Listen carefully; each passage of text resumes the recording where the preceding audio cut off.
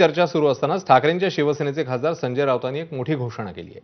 केवळ मुंबईतच नाही तर ठाणे, कल्याण, डोंबिवली, नाशिक या महापालिकांमध्ये सुद्धा ठाकरेंची शिवसेना आणि मनसे एकत्र लढेल असं राऊतांनी म्हटलंय.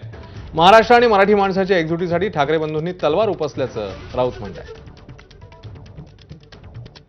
मुंबई महानगरपालिका ठाकरे बंधू एकत्र येऊन जिंकणार आहेत. माननीय उद्धव ठाकरे, माननीय राज ठाकरे. नाशिकमध्ये सुद्धा आम्ही एकत्र लढणार आहोत. ठाण्यामध्ये आम्ही एकत्र लढू. कल्याण डोंबिवलीमध्ये आम्ही एकत्र लढू. अशा अनेक महानगरपालिका आहेत मुंबईसह, जिथे आमची एकमेकांशी चर्चा सुरू आहे.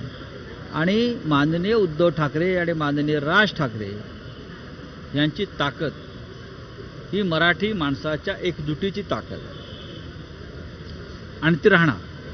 आता कोणतीही शक्ती आली, अघोरी शक्ती आली, तरी ही वज्रमूठ मराठी माणसाची तोडू शकत नाही. दरम्यान राऊतांनी ठाकरे बंधू एकत्र लढण्याची घोषणा केली आहे. त्यानंतर भाजपच्या नेत्यांनी उद्धव ठाकरेंसह राऊतांवर निशाणा साधला. दोन भावांची चर्चा झाली का?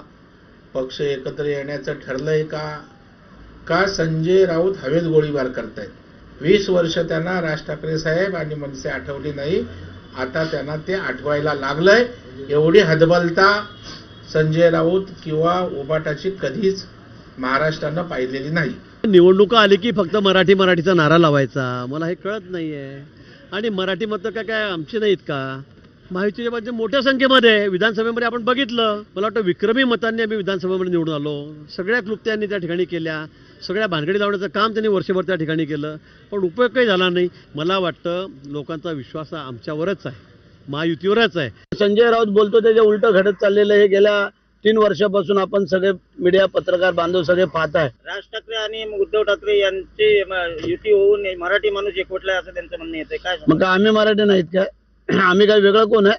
त्यामुळे आम्ही पण मराठी आहोत आणि आमच्याबरोबर पण मराठी जनता आहे.